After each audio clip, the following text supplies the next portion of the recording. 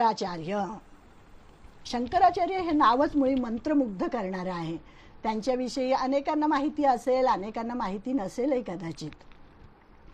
तर त्या काळामध्ये म्हणजे जेव्हा शंकराचार्यांचा जन्म झाला तेव्हा आर्य सनातक वैदिक धर्म अतिशय अनास्था निर्माण झाली होती लोकांमध्ये. आणि तो धर्म जो आहे लयाला चाललेला होता, आपलाच धर्म.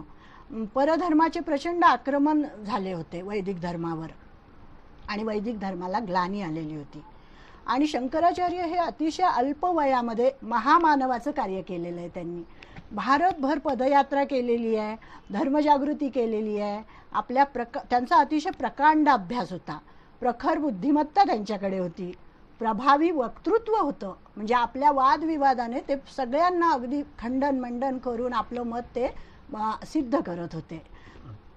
आणि इतर धर्माच्या श्रेष्ठींशी वाद चर्चा त्यांनी केली आणि प्रत्येक धर्माचा मानही त्यांनी राखला. कुठेही कोणाचा अवमानसुद्धा त्यांनी केलेला नाही. असं त्यांचं संयमित आणि सदाचारी व्यक्तिमत्व होतं शंकराचार्यांचं. आणि त्यांनी जनमानसामध्ये उच्च असं स्थान मिळवलेलं होतं आपल्या संयमाने. आणि संभ्रमात पडलेल्या समाज बांधवांना संघटित करून त्यांना धर्माभिमुख केलं होतं. अगदी अल्पवयात जगद्गुरु ही पदवी त्यांना मिळाली. आपण म्हणतो ना जगद्गुरु श्री शंकराचार्य, आद्य शंकराचार्य. तर त्यांचीच ही कथा. आणि त्यांनीच काय केलं की त्या शारदांबेची स्थापना केलेली आहे. मग कोण होती शारदांबा, काय आहे तिचा इतिहास, म्हणून मला थोडंसं तुम्हाला सांगावंसं वाटतंय की शंकराचार्यांनी आपल्या ह्या वैदिक धर्माचा प्रसार करायला सुरुवात केली.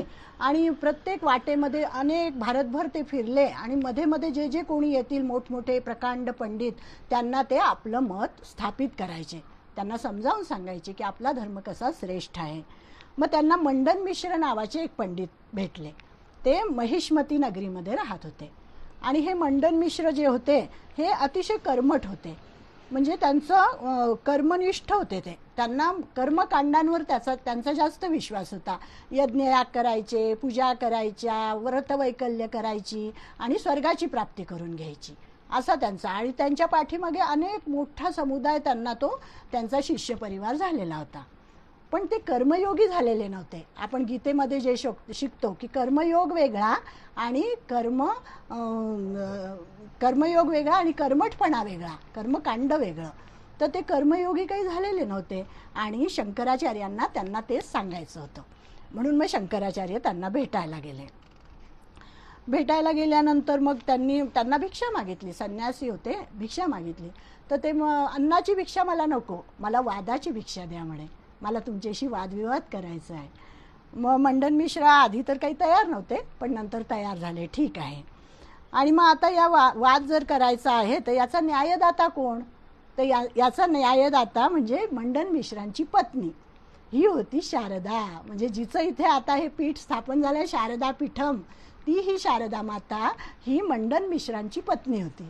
आणि ती खरं तर ह्याच्यातून होती, स्वर्गातलंच तिचं हे होतं, वास्तव्य होतं. सरस्वती होती ती. आणि स्वर्गामध्ये तिचं वास्तव्य होतं.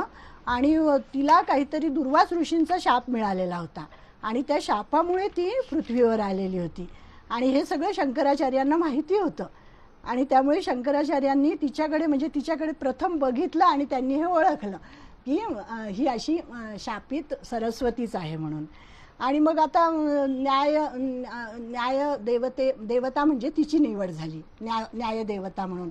की हे दोघं जण मंडन मिश्र आणि शंकराचार्य हे दोघं जण वादविवाद करणार. मग त्याचा न्याय निवाडा कोण करणार? तर ही करणार. तर ह्यांना आपल्या मंडन मिश्रांना जरा वाटलं की अरे ही माझी पत्नी आहे, ही माझ्याकडूनच बोलेल असं वाटलं त्यांना, पक्षपात होईल. पण शंकराचार्य म्हणाले की नाही, मला तिच्याबद्दल विश्वास आहे आणि ती विदुषी आहे, तिचा वेदांगांचा अभ्यास झालेला आहे, अनेक शास्त्रांमध्ये ती निपुण आहे, त्यामुळे माझा तिच्यावर पूर्ण विश्वास आहे. तिच्यासारखं न्यायदान दुसरं कोणीही करू शकणार नाही. मग झालं, ठरलं. आणि मग या सरस्वतीच्या हातून पक्षपात कधीही होणं शक्य नाही असं शंकराचार्य म्हणतात. आणि ते तिला नमस्कार पण करतात. आणि मग एवढं सगळं झाल्यानंतर त्यांचे वादविवाद सुरू होतात. आणि आपले शंकराचार्य आपलं मत मांडतात की आत्मा कसा एक आहे.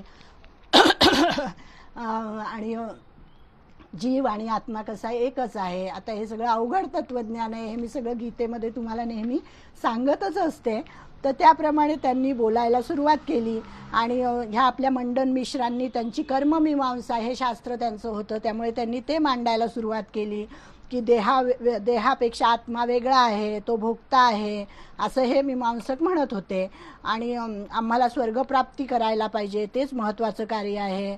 आणि गृहस्थाश्रम स्वीकारला पाहिजे, यावत जीवन अग्निहोत्र स्वीकारलं पाहिजे, असं सगळं ह्या कर्मठ जे होते मंडन मिश्र यांचं मत होतं. आणि आचार्यांचं मत होतं की नाही, कर्म तर सगळ्यांनी करायलाच पाहिजे, कर्माशिवाय शरीर धारणा शक्यच नाही आहे. आपण गीतेमध्ये म्हणतो नहि देहवृता शक्यं त्यक्तुं कर्माण्यशेषतः, की देहधारणा कर्माशिवाय शक्यच नाही आहे. कर्म हे सकाळी उठून आपल्याला तोंड धुवावं लागतं, ब्रश करावं लागतं, हे सगळे कामं आपल्याला करावेच लागतात, त्याच्याशिवाय होतच नाही. मग पण आचार्यांनी सांगितलं की कर्म हे कसं करायला पाहिजे, तर फळाचा त्याग करून कर्म करायला पाहिजे, म्हणजे मोक्षाची प्राप्ती होते. आणि हे मंडन मिश्रांचं मत काय होतं की फलाशेनी कर्म करायचं, कुठलंही कर्म केल्यानंतर आम्हाला फळ मिळणारे आहे आणि आम्हाला त्याच्यामुळे स्वर्गप्राप्ती होणार आहे, असं त्यांचा तो पंथ होता. आणि आचार्य म्हणत होते की नहि ज्ञानेन सदृशम पवित्रमिह विद्यते, पवित्रमिह विद्यते, की ज्ञानाशिवाय काहीही श्रेष्ठ नाही आहे या जगामध्ये, कर्मापेक्षाही ज्ञान श्रेष्ठ आहे, असं त्यांनी सांगितलेलं होतं. आणि त्या ज्ञानाशिवाय मोक्ष नाही, असं शंकराचार्यांचं मत होतं. मग असं वादविवाद झाला, या वादविवादाला काही शेवटच होत नव्हता. दिवसामागून दिवस चालले होते, रात्रीची विश्रांती आणि दुपारचं भोजन एवढंच काय ते वेळ उसंत मिळायची, बाकी दोघंही प्रकांड पंडित आपापल्या तत्वाला चिकटूनच राहिले होते. मग हळूहळू काय झालं की शंकराचार्यांचं मत मंडन मिश्राला पटायला लागलं. आणि मग मंडन मिश्र एका ठिकाणी तर निवृत्तरच झाले आणि सर्व सभा मंत्रमुग्ध झाली. मोठ्या उत्सुकतेकडे निर्णयाकडे डोळे लावून बसली की आता ही शारदा माता काय निर्णय देईल, असं वाटलं सगळ्यांना. सगळ्यांचं लक्ष तिच्याकडे लागलं. एक असा जाळीदार पडदा लावलेला होता आणि त्याच्या पाठीमागे ती बसलेली होती. आणि मग तिने निर्णय दिला, शंकराचार्य विजयी झालेले आहेत, असा निर्णय दिला. शंकराचार्य महाराज की जय, असं म्हणून सगळीकडे विजय निनादाने सगळं उपवन ते निनादून गेलं. सगळ्या सृष्टीला जणू काही खूपच आनंद झाला. आचार्य तुम्ही जिंकलात, असं सगळ्यांनी जाहीर केलं.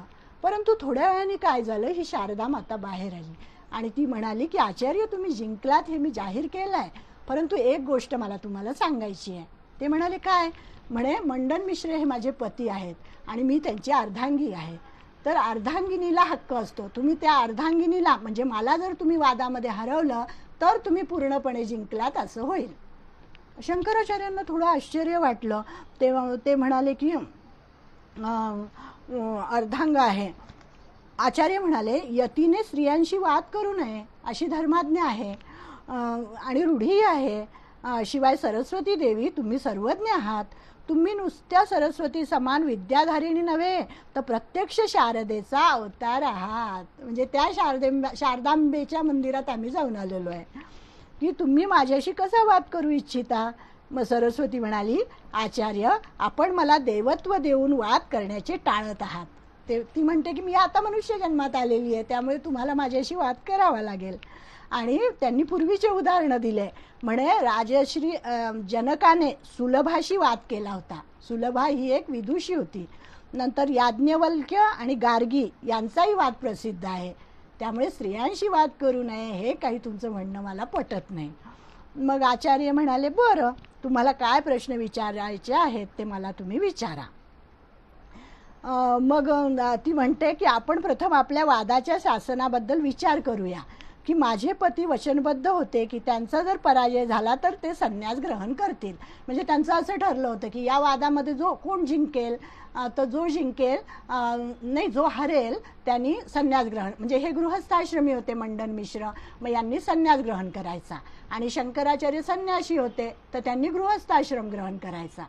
मग हे त्यांनी मान्य केलेलं होतं, दोघांनीही होकार दिलेला होता. मग तिने प्रश्न विचारायला सुरुवात केली सरस्वतीने. मग ती म्हणते की आचार्य तुमचा सगळ्या ग्रंथांचा अभ्यास झालेला आहे, मला माहिती आहे, अगदी योगशास्त्रासह सर्व विद्या तुम्हाला अवगत आहेत, परंतु तुम्ही ब्रह्मचारी आहात, तर तुम्हाला कामशास्त्राचा काही अनुभव नाही आहे. मी जर तुम्हाला काही कामशास्त्रातले प्रश्न विचारले तर तुम्ही मला उत्तर देऊ शकाल का? मग तिने काही प्रश्न विचारले त्यांना.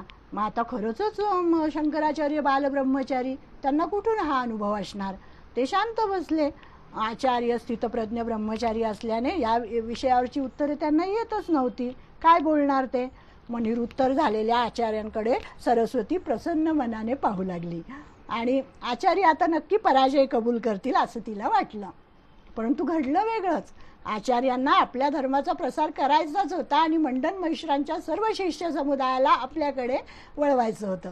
त्यामुळे ते म्हणाले की ठीक आहे, तुम्ही मला 1 महिन्याची मुदत द्या, मी तुम्हाला तुमच्या सगळ्या प्रश्नांची उत्तरं देईन.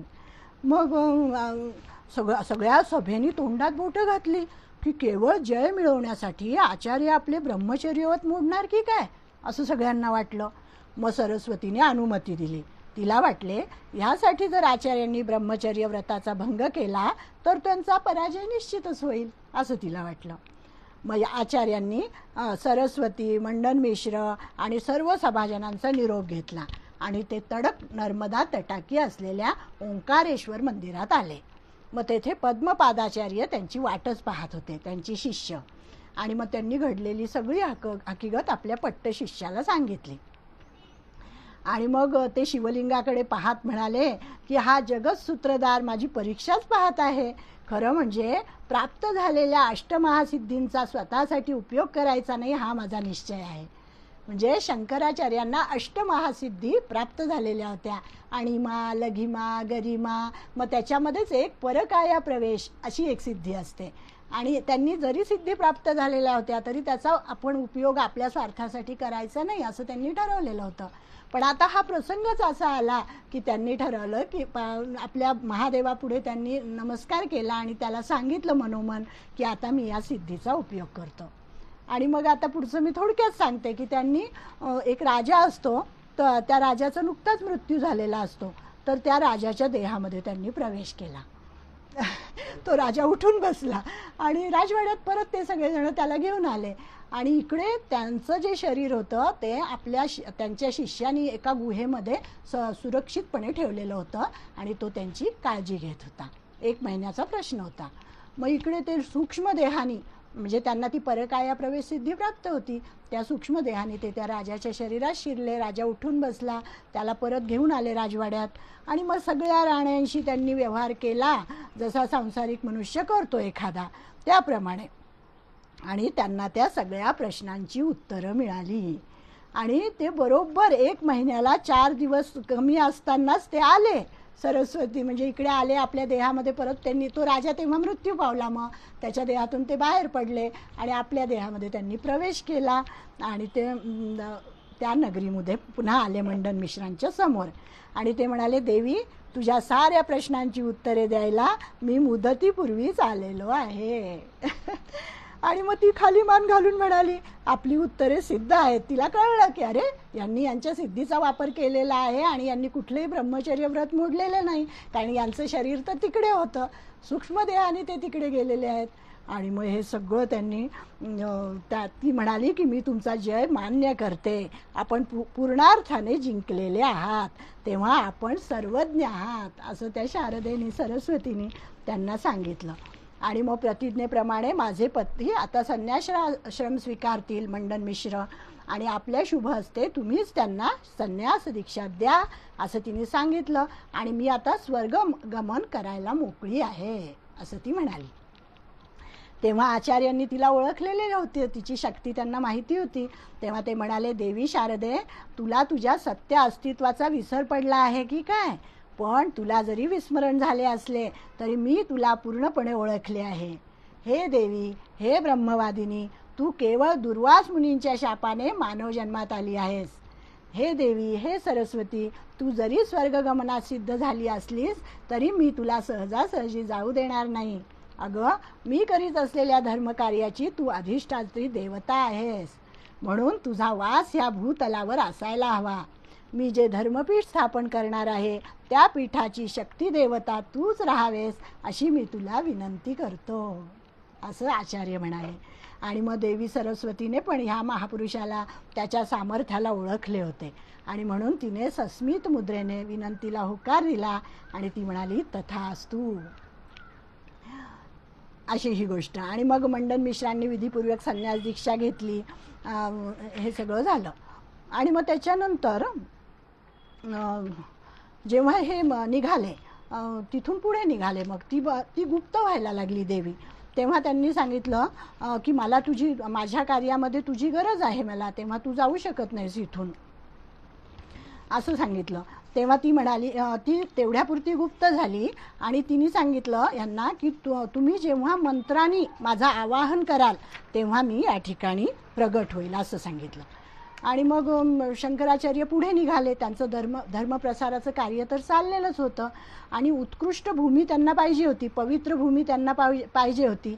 आणि त्या पवित्र भूमीच्या शोधासाठी म्हणून ते पुढे निघाले. मग पुढे चालता चालता चालता ते एका भूमीमध्ये, म्हणजे या शृंगेरीच्या भूमीमध्ये ते येऊन पोचले. आणि मग इथे आल्यानंतर त्यांच्या शिष्यालाच ते दृश्य दिसलं एक, की एक ही आहे काय आपली बेडकी आहे आणि ती बेडकी एका बाळाला जन्म देते आहे आणि तिच्या डोक्यावर, मस्तकावर एका नागाने फणी धरलेली आहे, सावली धरलेली आहे आणि अतिशय रणरणत ऊन आहे तिथे. त्यामुळे ह्या उन्हामध्ये तिला आराम वाटावा म्हणून मग त्यांनी सावली धरलेली आहे, हे सगळं दिसलं त्यांना. आणि मग त्यांना इतकं ते पाहून आश्चर्य वाटलं आणि त्यांनी मनामध्ये विचार केला की इथे काहीतरी, ही भूमी अतिशय पवित्र असली पाहिजे आणि या भूमीमध्ये अनेक महात्म्यांनी वास्तव्य केलेलं असलं पाहिजे. त्याच्याशिवाय म्हणजे हे जे अतिशय वैर असणारे दोन पशु या ठिकाणी प्रेमाने एकत्र नांदतात, म्हणजे ही पवित्र भूमी असली पाहिजे, असा त्यांनी विचार केला. आणि मग या ठिकाणीच आपण आता शृंगेरीची ह्याची मठाची स्थापना करूया आणि आपल्या शारदांबेचं पण इथेच पीठ स्थापन करूया, असं त्यांनी ठरवलं. असं ठरवल्यानंतर मग त्यांनी त्या ठिकाणी हिचं आवाहन केलं, सरस्वतीचं आवाहन त्यांनी त्या ठिकाणी केलं. सरस्वती प्रगट झालेली आहे आणि तिने एक अट घातली. ती म्हणाली की तुम्ही पुढे चालायचं, मी तुमच्या पाठीमागे चालेल आणि माझ्या पायातल्या नुपुरांचा आवाज तुम्हाला येईल, त्या आवाजामुळे मी तुमच्या पाठीमागे चालतीये हे तुम्हाला कळेल आणि तुम्ही जर मागे वळून पाहिलं तर त्या ठिकाणी मात्र मी थांबेल, असं तिने सांगितलं. मग ते म्हणाले ठीक आहे आणि मग त्यांनी चालायला सुरुवात केली. मग चालता चालता चालता त्यांच्या मनामध्ये अनेक विचार होते, शंकराचार्यांच्या मनामध्ये, की कुठलं बरं आपण स्थान निवडावं,